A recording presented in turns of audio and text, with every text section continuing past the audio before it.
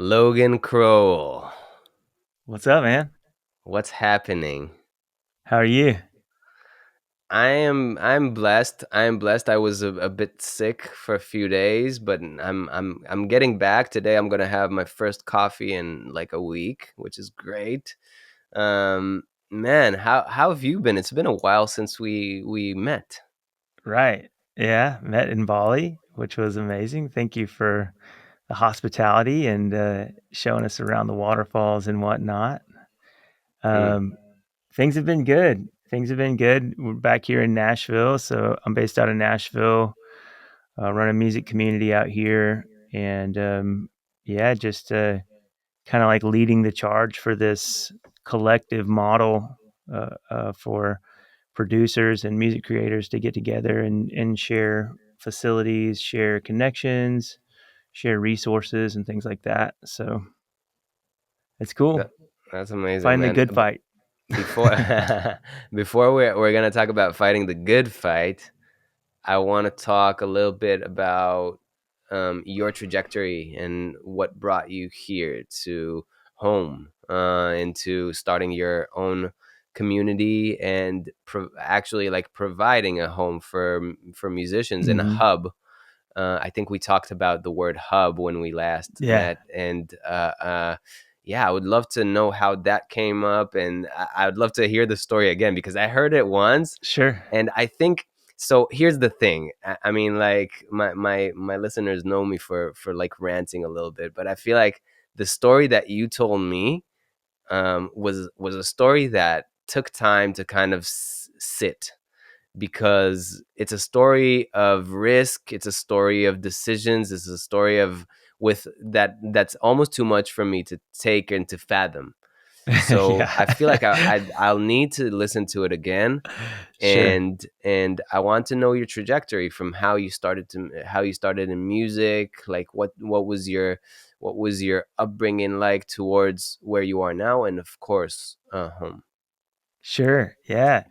So we'll start with the music side. I've just always been a music freak. Always loved live music and really got into the live music scene, to the jam band scene, electronic music scene really early on. I was like the freaker by the speaker guy, if you know, you know what I'm talking about. Yep. So that was kind of my thing, and I played drums and percussion and stuff, but I never really had like the discipline to take it seriously. And then some things happened in my mid 20s that made me kind of get my shit together, and I started writing songs a lot. I learned to play the guitar and started writing, and I really fell in love with the songwriting process. It's such a beautiful thing and can be such a healing thing to write a song and to kind of like take all these emotions or take the feelings or the sensory perceptions that you have and turn them into a piece of art. So I kind of just went all in on music. I was like, okay, this is my thing. This is my purpose in life. Is to be, is to make music. Is what I really thought. Um, and right after making I made like two EPs with some songs that I'd written, and kind of fumbled through that process, and then also fumbled through like releasing them, understanding how the music industry works, just all it's like the most common thing that every music creator goes through. It's like, okay, learn to play all these instruments and write all these songs and make music and all that. You think that that's really the key to getting into the music business. It's just like you can't even show up unless you know how to do all that, and then it gets really hard. And so as I was fumbling through all the different things that the music creators go through, I realized I just needed to move to a real city where like there's musical infrastructure, where the music industry actually exists. And so the closest one to me at the time, I was living in Arkansas, so not much of a music scene there, kind of like big fish in a small pond thing. And then the closest music city to me was Nashville. So I found out about Belmont University, which is it's kind of like a world renowned music business college. They have other majors and things too, but they're very well known for their music business program. They're very well known for getting people like plugged into the music industry, helping people, really develop the relationships that they need to actually, do the thing professionally. So I decided to finish school at Belmont. I was 32 at the time. So went back to college. I had a year and a half that I had to go in order to finish my degree. And I was studying music business and production. And then right after I got to town, I'm like, man, I'm ambitious. I'm talented. I think I really know how to play. I want to find other people. Where do I go to connect? Which studios should I work out of? Which, who can I trust in the scene too? You kind of like get people come out of the woodwork with like young hopeful artists. Or I wasn't that young, but the younger, I think, the more susceptible you are to it. But a lot of scam artists and stuff around trying to take advantage of people with kind of musical dreams.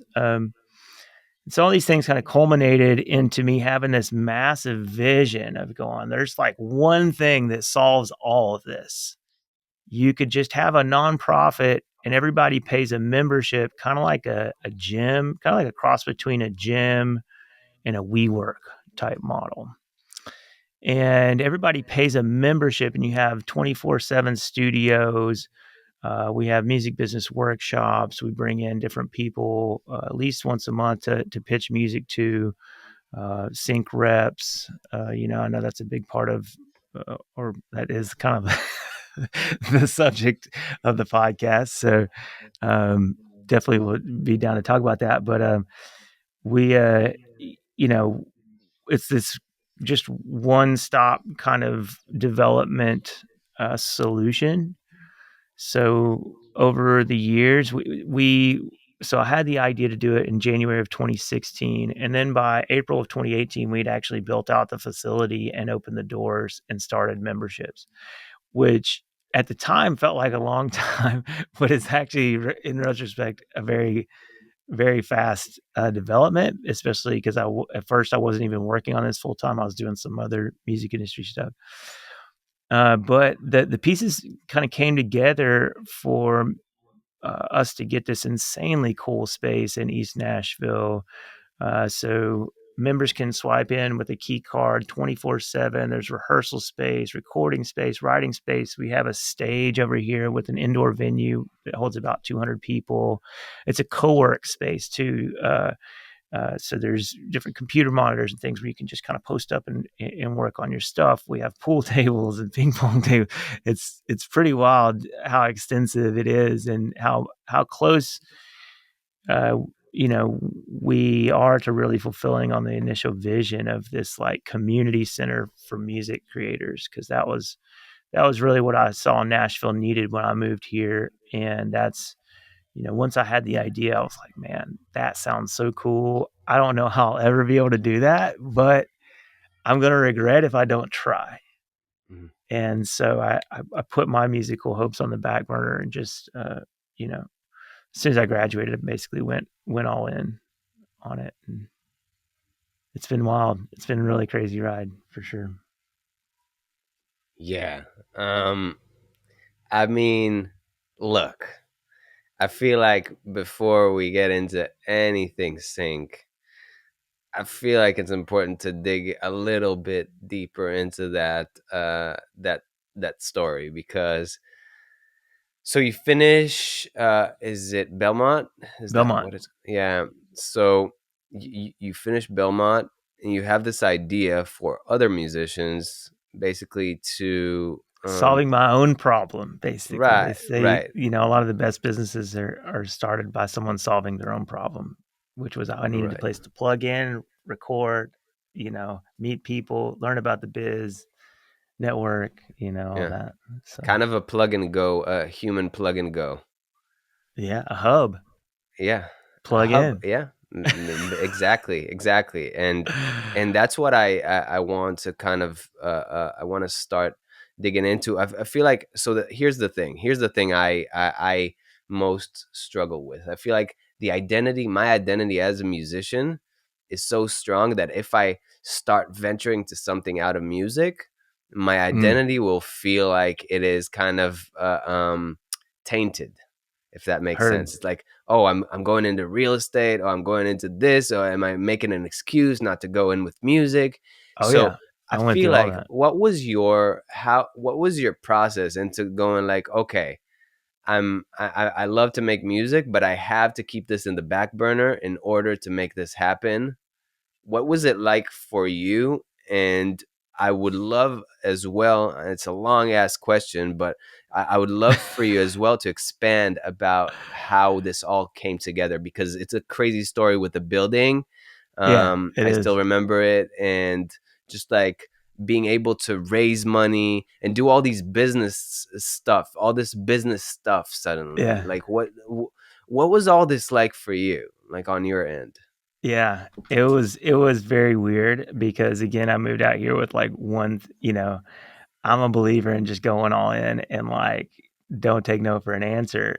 And if you would have told me when I was moving uh, to Nashville that less than 2 years later I would be fully like shifting my wait no really less than a year later because like I tiptoed in, I guess, in the sense of like my mindset of being an entrepreneur Yeah. versus just out here looking to get plugged in and like explore my musical chops, right?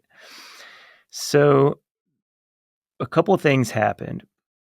One of the biggest ones was I ended up getting a repetitive use injury in my left hand, which is like my fretting hand for guitar. And that was like my main thing was playing guitar. Uh, and I got something called de Quervain's tenosynovitis, and it got to where I couldn't play guitar for longer than maybe 15 minutes without my hand and my wrist hurting really bad. And by the time I figured out what it was and actually got to it, it was so bad that um, it was going to take a long time to heal up. And if I didn't quit playing guitar for a while, then it wasn't going to heal. But that's fine because I play keys and stuff too. And like I was like, okay, that I'll learn to play slide. Like, I don't care. But that was a huge piece of it because I was in such this habit of like holding my guitar for probably 2 to 3 hours a day, right? So that's a huge thing to all of a sudden like that's a huge hole in your schedule Yeah. that you now don't have. And and then another thing I think is um, just the level. So I first started thinking that I started seeing that I was 32 and I was after a few months here in Nashville, I was getting around and the level of talent here is just insane. Like it's absolutely insane. And I'd see 20-year-old kids that, were could run circles around me musically. Um, but I had gone through some real tough life stuff. So I had this level of like focus and grit and determination and wisdom. I'd gone to business school too. So I had a pretty good, good background in business um, basically, I lean a lot into the personal development space. So if people start following me, I put out a weekly newsletter, and it's music focused, but so much of it's about personal development. So a lot of my thinking, a lot of what I would tell you, like how did I accomplish this, is because of personal development thinking. And we can go deeper into that if you want, but I'm gonna kind of stay on the story. So it was these things of going, wow, I feel like I've always had this sense that my life needs to be about service. And for music is a service and it's a beautiful service. Sync is a service. But I felt this need to like provide a service to other people to find fulfillment. And this is all as this is like literally I'm thinking through all this and going, why isn't there like a music community or something here in Nashville? This is all during my first semester, so within a few months of moving into town. And then it was literally like the strength of the vision is all I can tell you. Like, that's what made me go, wow, if this could happen, I would be willing to just kind of like focus all of my energy on it, basically. Mm. The vision was stronger than any musical inspiration that I've had, any sort of psychedelic experience that I've had. I mean, it's like, like it was intense whenever it came down, and it was Mm. like I tell people it's like I downloaded, a zip file or something that I could see the end result, but it took so long for me to unpack what that meant. Like, how would something like this work, and what does that really mean, and what kind of organization would that be? And it felt like something got implanted into me. It was Mm. very, very intense. So I'm like faithful, right? Faithful to, the call of the universe or what have you, right? If you get a vision like that, you need to go for it. But I had, from this personal development background, I had this sense that, wow, this could be my service. This could be, my sort of hero's journey, if you will, right? Of accomplishing this in the world. Yeah. And so I started just working on it, a few times a week. I would work on it, and I was still in school for a year after I had the idea, and got out of school December of 2016, and by probably February of 2017, I had gotten pretty far on the project to the point where I just like needed to find a space. I was like, I need to kind of start figuring out where this is going to be. I Mm. had a lot of the other things kind of, I built this online community so that our members could sign up and have like meet each other virtually and all these things. Like, oh, I was thinking pretty far ahead of it. I was like, I was like, I got this, right. Mm. That's another thing. Honestly, I was a little bit naive of how hard it was going to be. To be honest with you, like if I knew how hard, a lot of people that start real hard businesses say this, but if you knew how hard it was going to be up front, it would be really hard to convince yourself to do it. But I'm glad I did. I'm not saying that I'm not glad I did. It's been such a beautiful journey, and it's stretched me and pushed me to grow in every way possible. But it's a crazy thing where I had linked up with a friend who had an underground space that like literally and figuratively underground. It was underground like venue space on the block over here, block over from where I'm at right now. I'm at 615 Main Street, and we were at 707 Main Street originally. And the space above him was vacant, and I was working with the leasing agent to work out what it would look like to lease that space. I was looking at leasing, I think, close to 2,000 square feet at that point. Um, and we were going to turn it into writers' rooms, a small studio, and like a conference room or something like that. And then we were going to use the venue downstairs to do all the events and everything. And it was going to be, I was going to kind of grow into the ultimate vision, if you will. And then, as a crazy twist of fate would have it, um, that fell through for reasons I still don't know. But all of a sudden, the listing agent just started ghosting me, and so I finally like gave up on it, and I was super distraught. And then again, because of my personal development background, I had this other voice in my head that was like, "No, there's something better out there for you. Get up right now and just get in your car and go and drive around." I swear this is 100% true.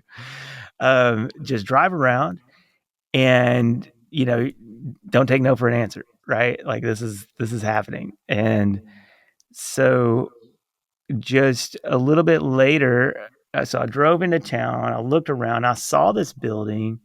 I was like, I wonder what's in that building. And I ended up driving back home, which isn't like to my house, which isn't far from here.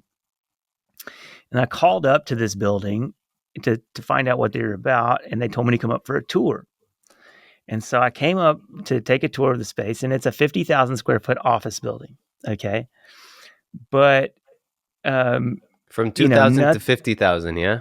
well, From I'm 2,000 to not 50. leasing the whole 50,000, Okay, but okay. the building is legit. Like it's where there's a rooftop deck. There's this, huge courtyard outside, like a 6,000 square foot courtyard with an outdoor stage where we can have events. And it's wild how, like, you couldn't dream up a better scenario than kind of how we landed. But it was really, really crazy because when the front desk lady was taking me around for the tour, it's just a bunch of pretty small offices, but there was this one office that had two rooms, and it was in the corner of the building. So I thought maybe that could be like a writer's room and just an office for me. I could start real small. And so she took me in the whole tour and then took me back. And I was about to go out the front door. I was like, "Can I see that one office again?" And I was like, "It's one of the first ones you showed me. It had a ensuite little another little office attached to it as well." And so she took me back there, and there was a guy with a tool belt on, and he's spackling the wall. I guess the previous tenant had moved out, and he wasn't there when I first walked in, but he was there the second time I walked in. And I made this joke to her about the fact that there weren't any windows in the room. And uh, sh- he turned around and he introduced himself, and he's the owner of the building. Wow. Okay. This guy obviously is doing fine. Like there's no reason for him to be in there with the tool belt on spackling the wall, right? Like he's got people that do that. But I guess the guy must have been out of town. I still don't know exactly why he was doing that day. I should ask him. But but anyway, he turns around and he was like, he starts fishing it out of me. He's like, "Well, what are you doing? What do you got going on?" I was like, "Well, you don't really have what I need, but I was thinking maybe I could just get something to get started." And he was like, "Well, tell me about it. Tell me what you want to do." I was like, "Okay, well, it's going to be 24/7 access. It's co-work space, kind of like what you have here, but instead of offices, we're going to have recording studios, rehearsal space, and I want to put a small music venue inside of it as well. We're going to do music business workshops. It's going to be a membership model. Oh, and it's a nonprofit." He goes, "Wow." He's like, "That's an awesome idea." He goes, "Well, is anybody doing that in Nashville?" And I said, "Man, I don't think anybody in the whole world's doing this." And he was like, "Wow, that's awesome." And he goes, "Maybe we can do it in the garage." And I was like, "What do you mean?" He's like, "We have 7,000 square feet of garage space on the back side of this building." And so he was like, "Come jump in my truck." And we literally drove around the back side of the building. And this is like totally not on the office tour because it's like it was old and it needed renovation. Um, but after it was about $1.5 million that was spent to build out the facility. And it's epic. It's like, it's wild. Oh, and to make it even more bizarre, the area code of Nashville 615, the address of this facility's 615 Main Street.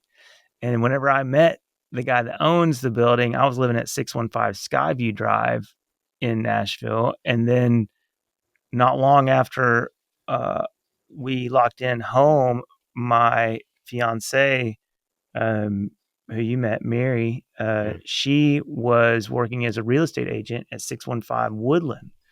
So I had like three 615 addresses and a 615 area code simultaneously. It Yeah. was very weird. Very, for whatever that, I mean, like Some maybe some crazy numerology numerology shit. expert that's Yeah. listening can If chime there's a in. numerology expert listening to this, come out of the woodworks and tell us what the 615 shit is. Yeah, We want to know. we want to know. Okay, so he takes you on a tour. He loves the idea, and then what happens next? Well, we had to test it to make sure that we could get loud out there without disrupting the rest of the offices. So there's about 70 offices in this building, I think, And so obviously that's like his bread and butter. He didn't want to risk all that for some crazy music studio or whatever venue. So we did a bunch of testing and it was like really perfect. Again, it was this big cavernous space. So we had to like, this is a room inside of a room. There's tons of build out and acoustic treatment and all that. But he was like, man, if you're serious about it, you know, uh, keep coming around and let's work it out. And I was like, are you for real? And he's like, yeah, I'm for real. He's like, I really think that's cool. And I think it would be complementary to what we're doing here because, office people are here Monday through Friday, 9 to 5. So they also have 5 conference rooms in that part of the space and all these break rooms. And like I said, rooftop deck, all this. So all this extra space that nobody's even using other than Monday through Friday, 9 to 5. He was like, he's like, y'all, you're creative, like music people, y'all like to stay up late, right? I was like, yeah, definitely. I was like, it will get used. Don't worry. So he's just Mm. very community oriented dude. And, really, really, kind of saw it that I had a vision for what this thing was going to be. And, if I could leave a nugget maybe with the listeners is like, having a really compelling vision can move things for you in such a cool way. Mm. And they tell you that in business schools, like, oh, start with your mission statement and your vision and blah blah blah. And it sounds so retarded when you're listening to it, but in my You got to do experience, it like, in a Kermit the Frog voice, by the way. but it actually works in this. If you get something where it's compelling and other people can see it, then Seth Godin talks about it. He uses the word remarkable, right? Do something remarkable that's actually going to make somebody remark. Like word of mouth was and always will be, has been, is and always will be the best form of marketing, right? So if you can just like get people talking about something because it's crazy and different and new and unique and innovative, that can make things happen. So I started putting together decks and one pagers and really uh, just brushing up on the idea. But again, I'd been working on it for almost a year and a half before I met him. And I just went ahead and got like a desk here, so a co-working desk. I started just like paying, like showing that I'm steady. Here's another good one. It's like you're trying to cook up a long-term deal with somebody like that. Like you got to spend a lot of time. They got to know that you are steady at the wheel. And so I was working all the time. I had another business at the time, and I was working. I was here all the time, and I worked. I think they intentionally put me across the table from his wife, from the owner's wife. She worked in the same area of the building I did, and we worked across tables from each other. And so she was always working late. I was working late, and we ended up being really good friends. And so I'm sure that helped too. And then, after a couple months of just staying around, staying on it, cooking up the deal, uh, you know, it came down to it, and I was like, man, you know, let's figure out what this is really going to look like financially, and let's go ahead and start making some things happen. And once somebody like this is, like the owner of this building he was willing to put over $1 million. That was his sort of budget for his end, right? Was $1 million Wow. to remake the space because it's his space, right? So he owns the space. We lease the space, but he built out 7,000 square feet. So we split it in half and we turned half of it into the music studio space. So we leased 3,500 square feet, but then we have all this common area and these event spaces and kitchen and like I said, the recreation area and all that. That's shared with our members and with the rest of the building. And Wow. it's called Center 615, by the way. So if anybody from Nashville is listening, you know, it's awesome. Definitely check out Center 615 if you're in the market for workspace. So I want to give them a shout out because I really love these guys. They've been amazing partners. And then yeah, having somebody like that in the deal and believing in the deal and willing to put that kind of money down on it, all of a sudden it was a little bit easier for me to figure out how to take it to the bankers. I took it to some bankers that my family knows, and so there had to be some collateral. So, like, my mom had a rent house, and she still does actually. So, thankfully, but she did a home equity line of credit on it. So Wow. basically, we kind of sold this deal to the banks where she would basically leverage her house to get me $250,000 to build out the studios and like basically customize the space and then get the like do the launch right. So that was my end in it. So the total build out was close to 1.5 because the owner actually went over budget a little bit. Um, and yeah, we opened it in April 2018, less than 2 years before the pandemic, which was a whole other kind of crazy thing. But we had a lot of momentum out of the gate. Again, it's doing something so different. And because we have an event space, we were having workshops, shows and parties and networking events and, doing everything. I was working Yeah. 100 hours a week, easy. Yeah. I would be here till 3 or 4 in the morning cleaning up and stuff. Thankfully, it's not like that anymore. But you have to make a lot of sacrifices to. Yeah, I really believe that as humans, we're capable of so much more than we can understand, or especially more than most people give themselves credit for.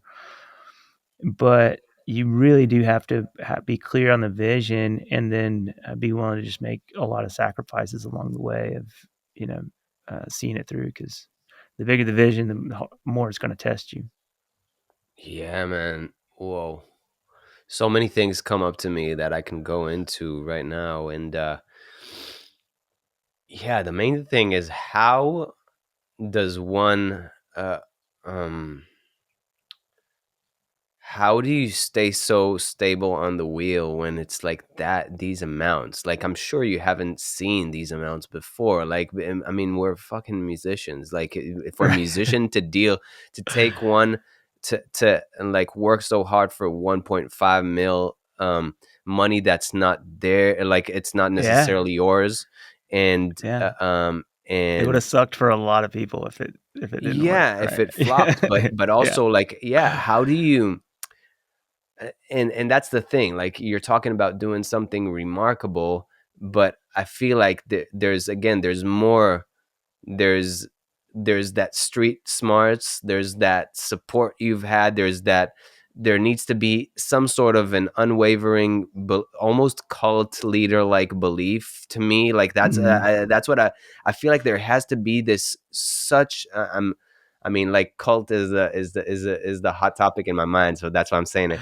But It has been called there that. has to be like this, there has to be this something that I feel like, again, most people don't see in their day to day, and that's what fascinates me about the story. And you know what? Like, this is what this podcast about. The podcast is not necessarily about people who are killing it in the sync game, but it's more so about the mindset they needed to embrace in order to get into that kind of to Mhm. what they're doing. And that's what's hard for me to wrap my mind around. I'm just saying, like, it's so crazy to me that everything happened with all this serendipity, all this stuff, and and you stood behind it and you followed through. And I'm like, the question to me is what motivated you, like, once you get that 1.5, like, you do all the work for that, which I imagine is a ton of work. Like, Oh, yeah. what's going on in your mind from then? Like, you got the money, you're starting the thing, what's going on in your mind then? Yeah. You said it, mindset, man, is the key to all this stuff, you know? Yeah, I pretty much believe that our our the only thing holding us back for the most part is fear. different people have different abilities and strengths and all that. So you're suited to certain things, but it's really fear and layers of fear that is, it's keeping people from sending that email or pitching for that opportunity, or even putting their music out there. And again, having this background in personal development, that's really, I would say, like, if I didn't have that, it didn't matter how, like, if I was smart enough or whatever, because it's so much more than smart. It's like this unwavering faith that there is an underlying sense of purpose to our existence. In Eastern philosophy, they call it dharma, where you're like living in the exact way that you were designed to live. And I had already just been sold out to these kinds of ideas um, that that my life could be uniquely suited for a certain purpose. And that's what I thought music was. Honestly, I was like, that's what it kept coming back to me over and over again. I was like, oh, I just love music so much, and I can pick up instruments pretty easily, and I can sing pretty well. I can write real well, whatever, and understand theory. And just like they say, what would you do for fun? Right? That's another way that people kind of like discover your purpose, or whatever. Like, Yeah. if you just had them, if money wasn't an object, like money didn't matter at all, what would you do? And he kept coming back to me. I would just play music and do, do music. Right. Um, and so, you know, along the way, I'd read all these books and done all these spiritual practices. I had been meditating already. I started meditating seriously in 2009. So, you know, by 2017, that's 8 years of solid meditation on a daily basis. So it's a sort of big big unlock for me personally, and I've seen it work for countless other people. I definitely recommend that people learn some form of meditation. At this point in my journey, I use something called TM, which is transcendental meditation.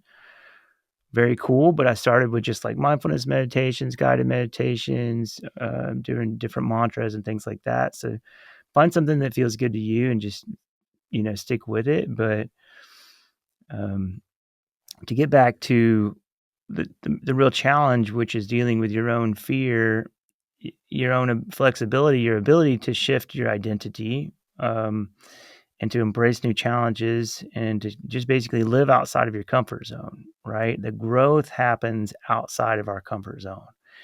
And so if you thrust yourself into this long trajectory, high growth situation, you just got to know you're going to be super uncomfortable for a long time. And you got to be willing. That's kind of what I was saying about the sacrifices before. You got to really be willing to just make the sacrifice and be uncomfortable and be comfortable in the discomfort. And, a lot of this comes from like present moment awareness too, because what'll happen is we judge we judge the moment too often, and we say this something's wrong with this, right? Something's wrong here. Then this happened with me over and over again after COVID happened, of me just like being forced again to deal with fear on a deep, deep level, because it looked like it was just all going to fall apart.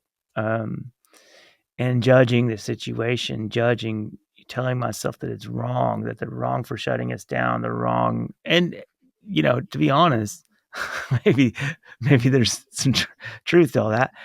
But where the strength comes, so your power can never be found in victimhood. And so the deal with mindset basically is a binary thing. It's either empowering or disempowering.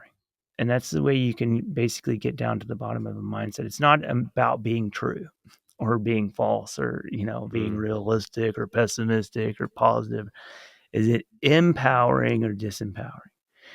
And so what happens is whenever we judge the moment and we see that we think that something's wrong, then it puts us in this state of resistance against what is. And what happens is we give up our power. We give up our power because we essentially become victims to our environment instead of knowing that we are ultimately the experiencers and the sort of, you know, creators of our existence and of our environment. And so a lot of meditation work can get you to where you can switch these mindsets fairly quickly and you can catch yourself getting into funky ones, what I call a stinking thinking.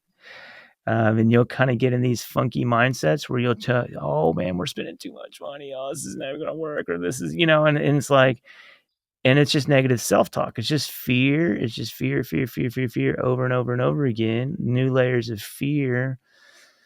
And if you can catch those things before they really take you over and you go, no, that's not what's happening. I'm doing what I'm called to do. This is my minute. This is like, I believe that I was like designed to achieve this purpose right Mm, in the world.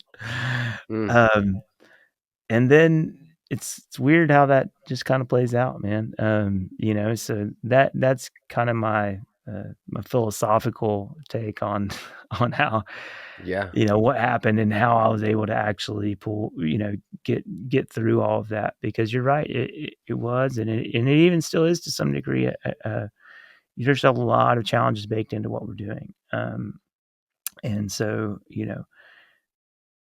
once we saw how big the puzzle really was and how hard the thing really was that we set out to do, and then doing it anyway, because by that time we had spent way too much money. It's like, oh wow, because you can only think so far ahead, and um, I didn't have as many like planning frameworks and things like that as I do now, but uh, I feel like I planned ahead pretty well, but you get in the weeds and it's just like, oh my God, I'm now having to learn studio design. I'm having to learn audio engineering. I'm having to learn, technology. I'm having to learn sales. I'm having to learn marketing. I'm having to learn communication, especially, community is built on communication.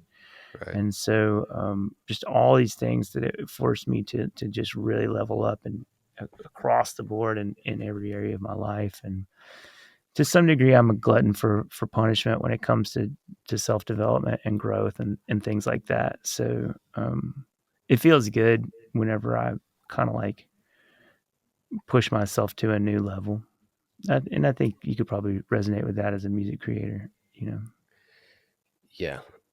Um. Wow. Yeah. There's a lot. There's a lot that comes up from that, man. I feel like the main thing is I don't remember who says it, but fear and love cannot live in the same room.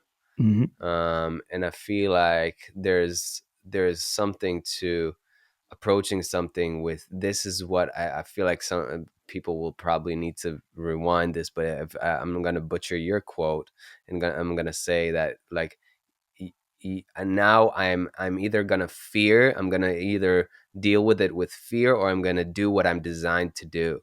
And this is so powerful, like Hmm. asking myself every day, like am I designed to do this? Like is this where I need to be going? Is this where I'm naturally going? Is this where I actually need to can and want to go through the hardships? And because like another thing that I feel like a lot of people, like coming and growing up in Israel, a lot of people choose battles, but then they complain about choosing them. Hmm. So, and I'm sure people in Western society see it all the time. It's like people choose something and then they have all these weird coping mechanism, like over drinking, over indulging, overdoing things. And that's I feel like these are pretty strong cues that probably you're not doing what you're designed to do. Therefore, you're putting in your body substances that your body's not, it doesn't need to take, right? Yeah. um so because you're trying to fill it with something that a numbing agent. um and I feel it so strongly, like I feel like I've gotten goosebumps many times as you were speaking, because it's just like, when I feel like when one does what's in their purpose, they never know the ripple effects of it. And I feel Mhm. like even when I started this podcast, I didn't know. I was like, man, I'll meet up with awesome people, and maybe it'll get me a few also gigs and stuff like that. And the way that this came back to me has been insane, man. I feel like just yesterday I'm getting a message from somebody. Oh, I've heard of your podcast from two different people, and now I actually saw your music, and I'm like, this is dope. So I want to work with you. So it's like in all these weird ways, the way that I'm adding value to people's lives, just because I feel like it, just because I feel like this is what I'm good at, actually, Mhm. it actually backfires in a good way into the music. It feeds my catalog, because suddenly more and more people want to take part in whatever I'm doing, and which is just like, it's something that I would have never been able to predict when I started it, is what I'm saying. Mhm. And that's why I feel like what you're saying is so powerful, because I mean, if you knew on day one, when you were fresh out of this university of Belmont, that you'll need 1.5 mil to start your new, if today, if you tell me that, that makes me feel uncomfortable. You know what I mean? Like right now, Yeah. just saying, man, I need 1.5 mil to start something, it makes me feel uncomfortable. So I feel like it's just huge, man. And